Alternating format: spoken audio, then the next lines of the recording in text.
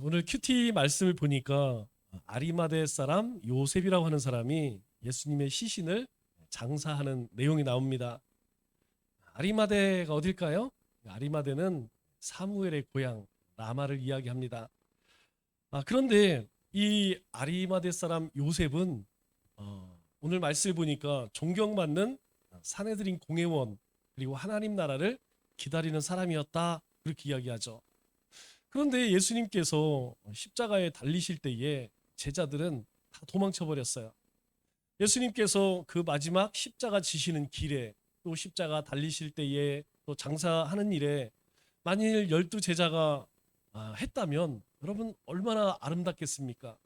그런데 나는 절대로 예수님을 부인하지 않겠습니다.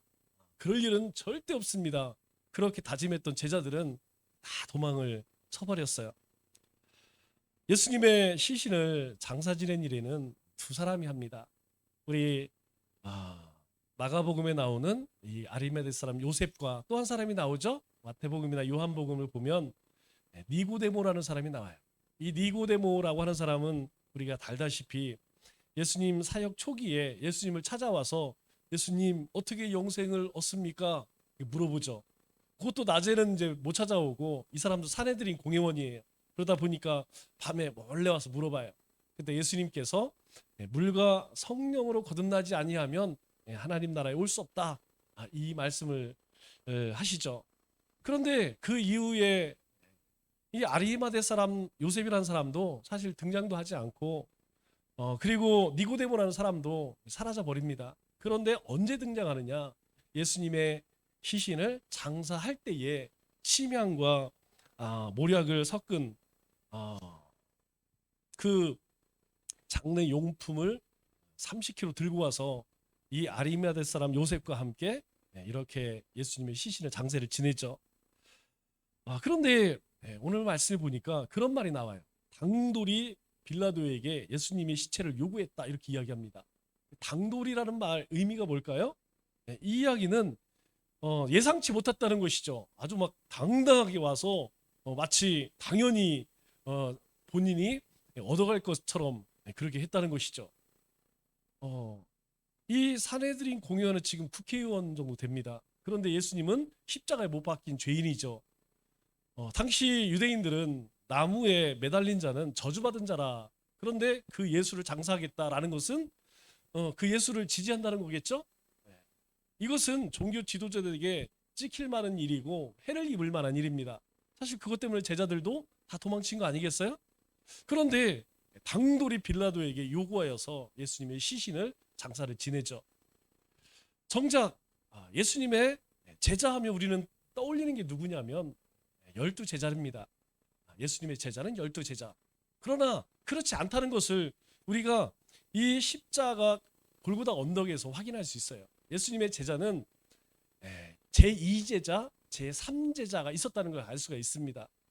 오늘 큐티 말씀을 보니까 이 아리마대 사람 요셉뿐만 아니라 마리아들이 많이 등장해요. 막달라 마리아 그리고 또 무슨 마리아 요셉의 요새의 마리아 이렇게 나오죠. 작은 야고보의 엄마, 큰 야고보의 엄마 살로메죠. 예수님과 사실은 이종사촌입니다. 이모라는 거죠. 그런 관계의 사람들이 예수님의 마지막 가시는 길을 함께 했다는 것이죠. 어떻게 보면 이 사람들이 제2의 제자라고 이야기할 수 있죠. 그러면 제3의 제자는 누구냐? 바로 예수님께서 부활하신 이후에 이제 어떻게 너희는 나가서 다른 일 하지 말고 저 마가의 다락방에 가서 기도하는 일에 힘써. 그때 성령이 임하죠. 그 120문도들. 그리고 예수님이 부활해서 승천하실 때에 보고 있었던 500여 형제들. 그들이 이제 제3의 제자들입니다. 그런데 아쉬운 것은 무엇이냐면 정말 예수님의 한 명 죽었으니까 이 11명 이들은 왜 예수님이 가시는 그 십자가 길에 함께하지 못했을까? 왜 골고다 언덕에서 그 주님을 바라보지 못했을까? 왜 장사하지 못했을까? 그런 생각이 들어요. 예수님이 십자가를 지고 가실 때 그 십자가를 누가 집니까? 시몬이 집니다. 시몬. 그런데 그 사람이 구레네 사람 시몬이에요. 또 시몬이 있죠. 갈릴리 사람 시몬이 있습니다. 갈릴리 사람 시몬은 베드로를 이야기하죠. 같은 이름이지만 한 사람은 예수님을 3번 모른다고 부인하고 도망쳐 버렸고, 한 사람은 그곳에 일보러 왔다가, 이 사람은 저 아프리카 리비아 사람입니다. 브레네라고 하는 곳이 저 아프리카 리비아 지중해 연안이죠. 뭐 일이 있어서 왔겠죠. 그런데 예수님의 십자가를 지는 영광을 경험하게 됩니다. 이 이름도 뭐하는 사람인지 잘 알지 못하는 이 아리마대 사람 요셉, 갑자기 툭 튀어나와서 예수님의 시신을 장사를 지내요. 그렇습니다. 바알과 아세라의 제사장들과 싸움을 벌였던 엘리야가 이제 그 갈멜산에서 승리한 이후에 하나님 앞에 나를 좀 데려가 주세요, 막 이런 얘기를 해요. 이제 나 혼자 버거워서 못 싸우겠습니다. 왜냐하면 지금 저 아세라가 온 땅에 방을 붙이고 누구든지 엘리야만 잡아오면 우리 딸을 주든 아들을 주든 이 나라의 절반까지 주겠다, 이렇게 방을 붙였어요. 그러니 얼마나 두렵겠습니까? 어디 이 밟을 칠 데가 없는 거예요. 그러니까 하나님 빨리 나를 데려가 주세요. 막 하나님 앞에 그럴 때에 하나님이 놀라운 말씀하시죠. 뭐라고 말씀하십니까? 바알과 아세라에게 절하지 않은 7천을 내가 남겨두었다. 여러분, 중요한 것은 무엇이냐면 어떤 사람이 누가 쓰임 받느냐는 거예요. 우리는 때때로 그렇습니다. 하고 싶으면 하고 하기 싫으면 말고 이럴 때 있어요. 여러분, 그러나 분명히 기억하세요. 내가 안 한다고 해서 하나님의 나라가 이 땅 가운데 임하지 않을까요?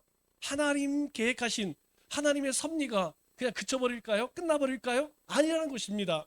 내가 하지 않으면 하나님은 제2의 제자, 제3의 제자 바알과 아세라에게 무릎 꿇지 않은 7천을 통하여 하나님의 일을 행하신다는 거예요.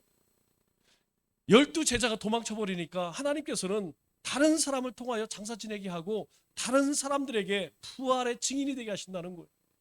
여러분, 이왕이면 내가 돼야 되지 않겠습니까? 하나님께서 나를 부르실 때에, 나에게 믿음을 주셨을 때에, 건강을 주셨을 때에, 믿음을 주셨을 때, 우리 안에 하나님이 지금 그 사명을 감당할 때에, 여러분, 그것이 누구에게 가겠습니까? 다 우리의 삶에 돌아오는 것이죠. 오늘 말씀을 묵상하면서 그런 생각이 참 많이 들어요. 참 아쉬운 생각이 많이 듭니다.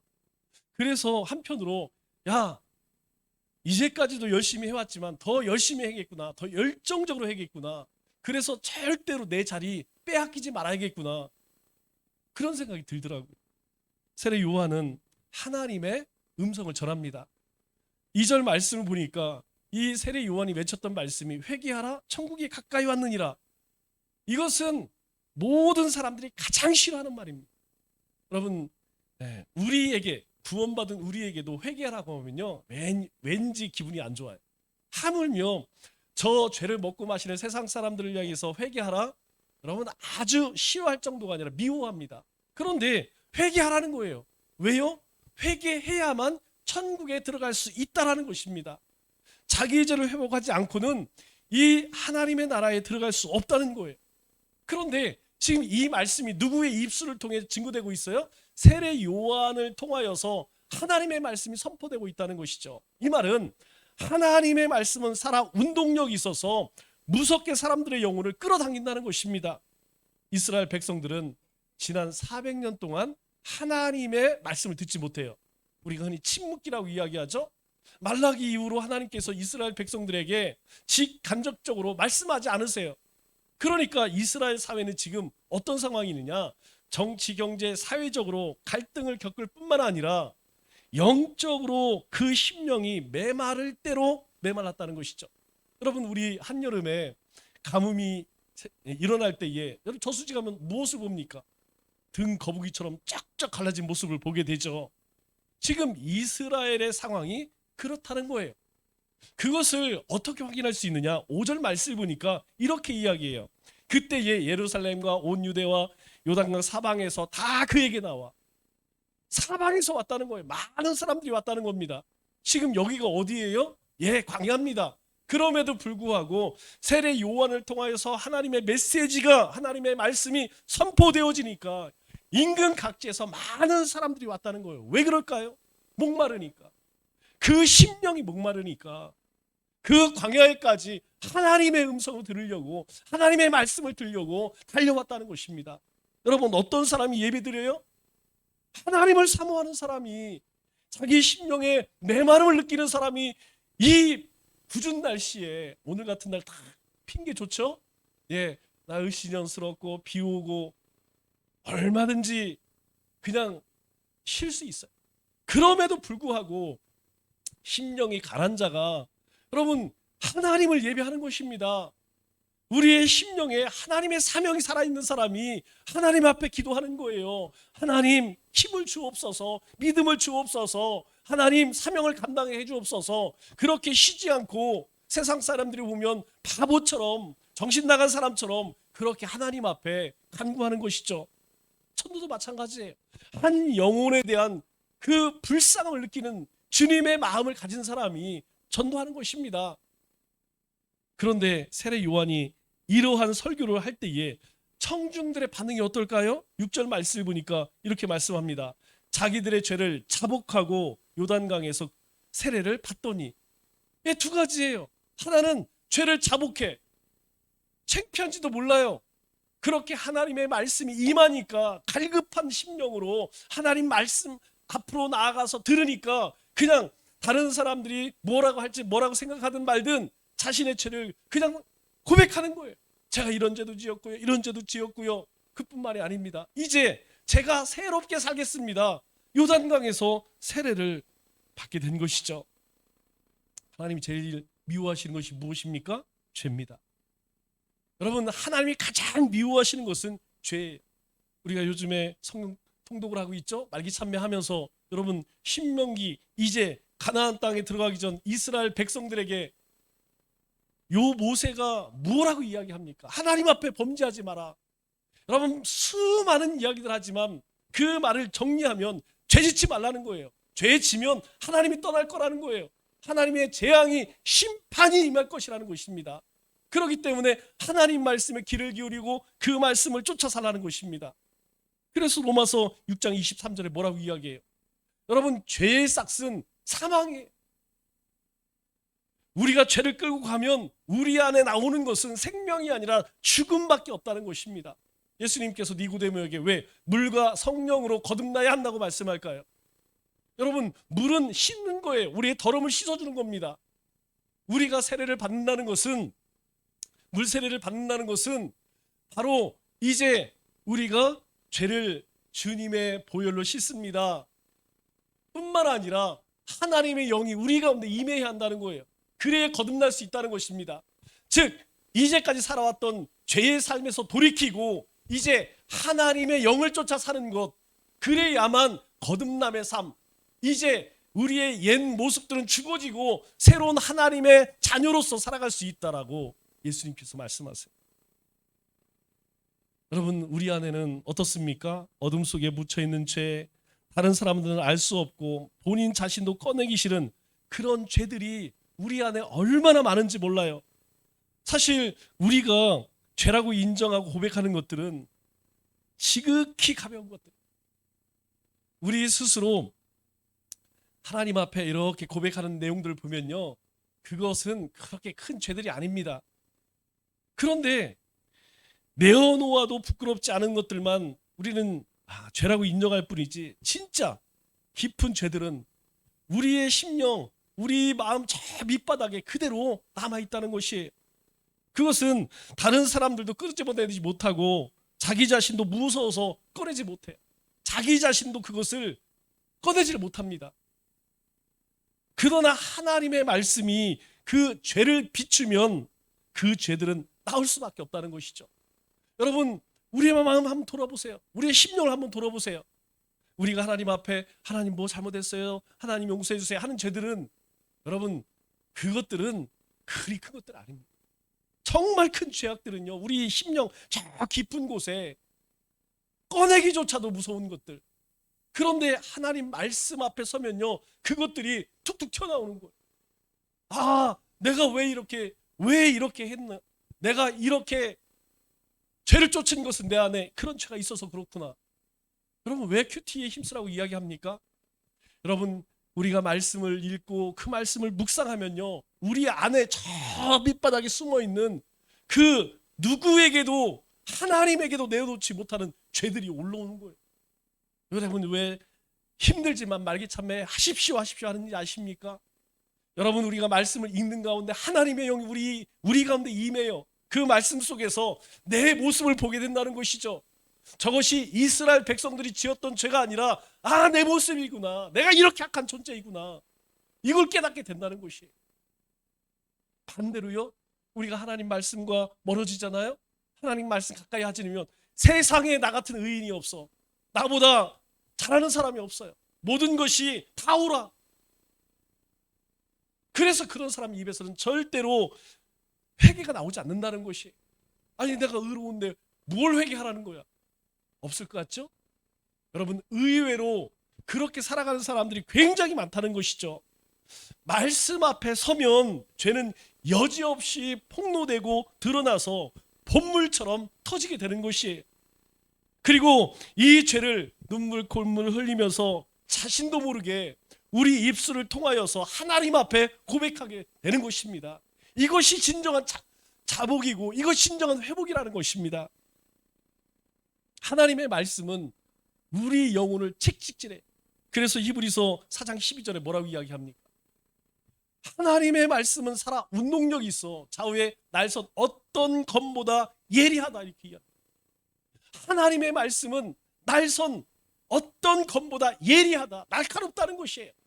거기에 베이면 잘려지지 않는 것이 없다는 것입니다. 그래서 혼과 영과 관절과 골수를 찔러 쪼개기까지 하며 마음과 생각과 뜻을 감찰한다, 이렇게 이야기해요. 하나님의 말씀 앞에 서면요, 우리의 자신들, 우리 안에 있는 그 죄악들이 다 드러내게 된다는 것이죠. 이것이 지극히 정상적인 그리스도인이라는 것. 여러분, 그렇기 때문에 하나님 말씀 가까이 해야 됩니다. 틈만 나면 하나님 말씀 읽고 묵상하고 암송하고 필기하고 그 말씀을 붙들고 살아가야 돼요. 그래야만 우리의 삶에 날마다 새롭게 거듭나는 그 거듭남을 경험할 수 있게 된다는 것이죠. 여러분, 진정한 영적 부흥은 어디서 일어납니까? 여러분, 진정한 영적 부흥은 바로 이 죄의 고백에서부터 시작된다는 거예요. 하나님, 제가 이런 존재입니다. 여러분, 이거 고백하지 않고 우리가 하나님의 은혜를 받을 수 있을까요? 여러분, 절대 없습니다. 이 죄의 고백 없이 하나님 만날 수 있을까요? 절대 없어요. 왜 그럴까요? 우리 자신이 성전이기 때문에 그래요. 구약시대는 예루살렘 성전이 있었습니다. 그런데 예수님이 오심으로 인하여서 이제 성전은요, 이 건물이 아닙니다. 성전은 하나님의 영이 머무는 우리 자신이 바로 성전이에요. 거룩한 전입니다. 그런데 우리 안에 죄된 모습이 있을 때에 그 하나님이 우리 가운데 역사하실까요? 아닙니다.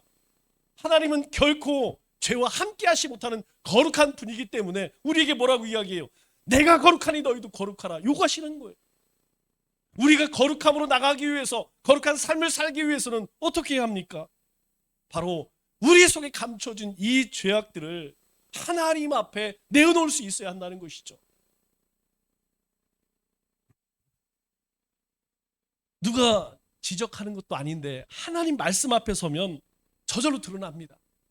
이야기하지 말, 이야기해라, 자복, 얘기할 필요 없어요. 우리가 하나님 앞에, 하나님 말씀 앞에만 서면, 우리가 말씀을 읽고 그 말씀을 붙들기만 하면 하나님의 영이 우리 가운데에서 우리 안에 있는 그 더럽고 추악한 것들을 다 드러내게 하신다는 거예요. 여러분, 어둠을 물리칠 수 있는 것이 무엇입니까? 여러분, 어둠을 물리칠 수 있는 것은 빛밖에 없어요. 아무리 캄캄한 곳이라 할지라도 스위치만 탁 올리면 어둠은 물러간다는 거예요. 오늘 말씀을 보니까 예수님께서 십자가를 오전 9시에 질 때에 12시대에서 어둠이 임했다고 이야기해요. 여러분, 왜 어둠이 임었을까요?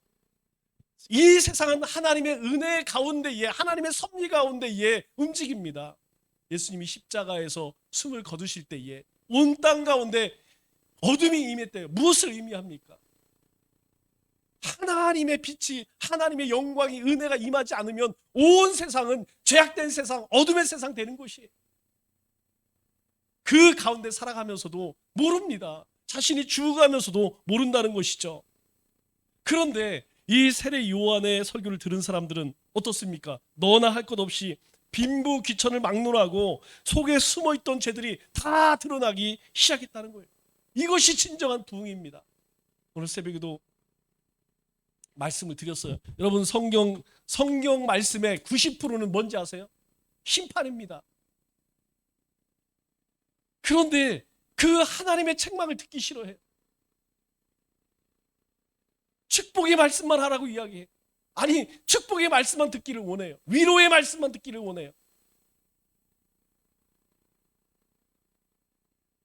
우리 가운데 이 죄악들이 드러날 때에 우리 영혼의 부흥이 일어나는 것이에요. 그럴 때 우리의 삶이 바뀌어지는 것이고 삶의 비전이 바뀌어져요.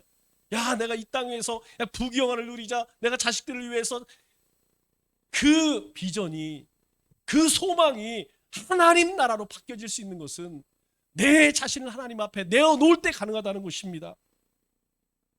그래서 죄를 고백한 사람에게는 죄 씻음에 축복이 임한다는 것이, 상처는 여러분 노출돼야 됩니다. 여러분, 제가 오늘 점심을 뭘 잘 먹었는지, 오후 내내 화장실 들락날락, 얼마나 속이 불편한지 죽겠어요. 여러분, 속이 안 좋으면 화장실 가요.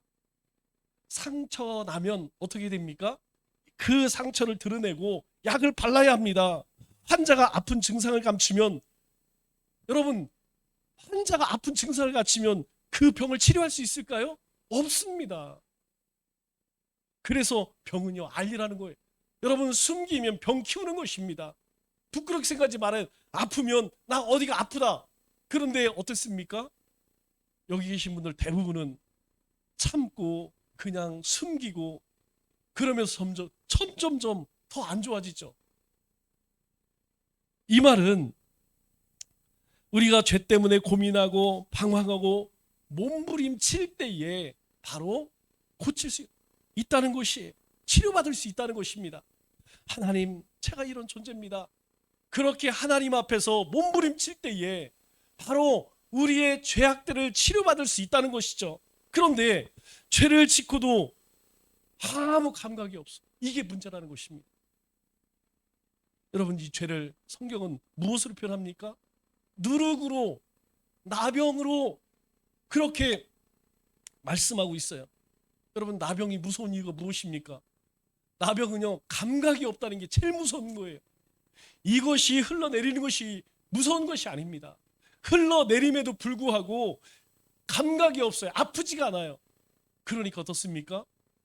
눈이 녹아내리고 코가 내려내리고 손발이 다 뭉그러져도 깨닫지를 못하는 거예요. 그래서 나병을 순 우리말로 뭐라고 이야기합니까?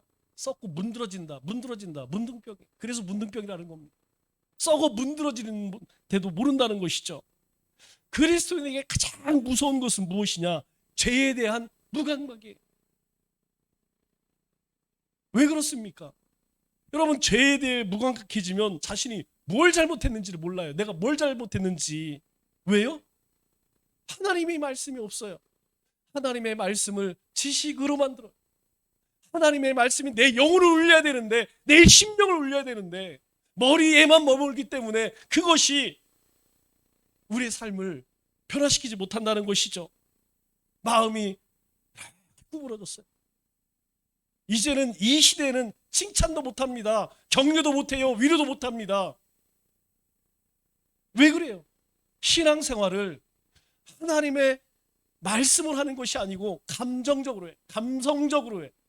누가 이야기하는 것들입니까? 세상 사람들이 이야기하는 거예요.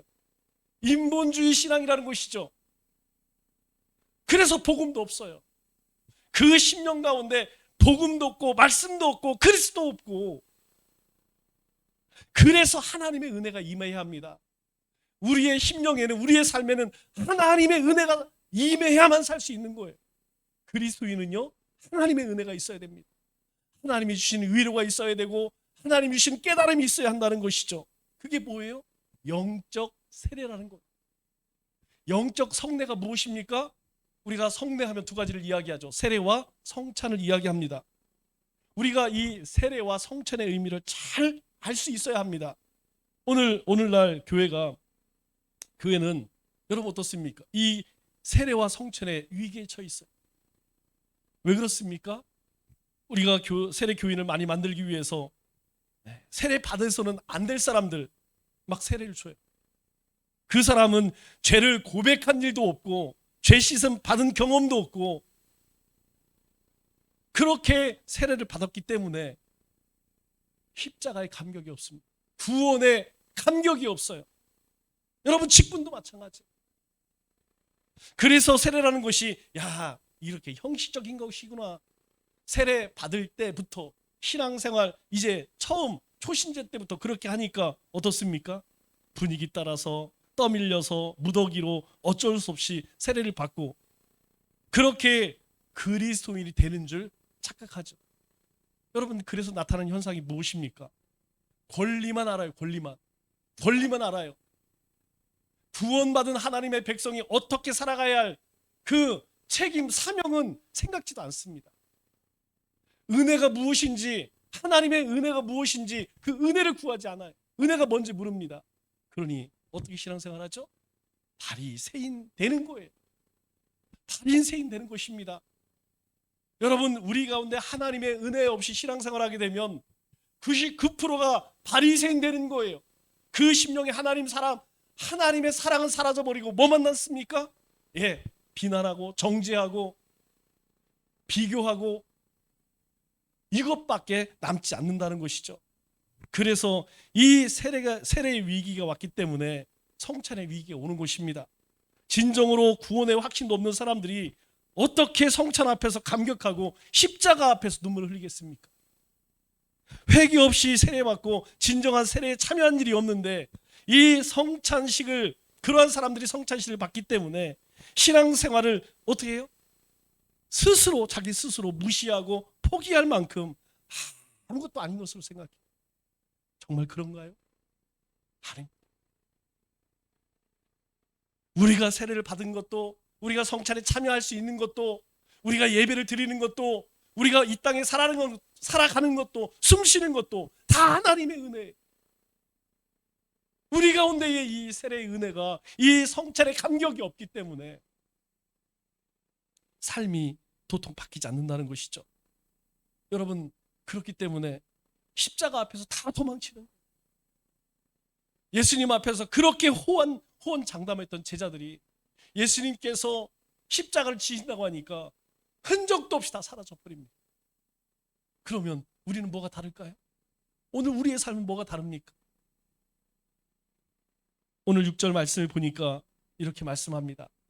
자신들의 죄를 자복하고 세례를 받더니 세례 요한이 외친 복음은 참된 회개와 참된 세례로 나타났다. 여기서부터 진정한 그리스도인의 삶이 시작되는 것입니다. 하나님의 말씀이 우리 가운데 임할 때에 우리는 매일매일 우리의 삶 속에서 이 자복과 세례의 역사, 세례의 은혜가 우리 가운데 임해야 한다는 것이죠. 말씀을 맺겠습니다. 여러분 하나님의 음성이 들리십니까? 하나님 말씀 앞에 설 때 가슴이 떨리고 나의 나된 것이 하나님의 은혜라는 것이 느껴지십니까? 그렇지 않다면 주님 앞에 자복해야 합니다.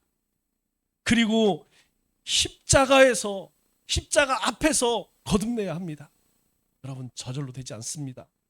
몸부림치면 새롭게 변화될 것이고 사명자의 삶을 살게 될 것입니다. 회개와 자복의 은혜가 언제나 우리의 삶 속에 넘쳐나기를 주님의 이름으로 축원합니다.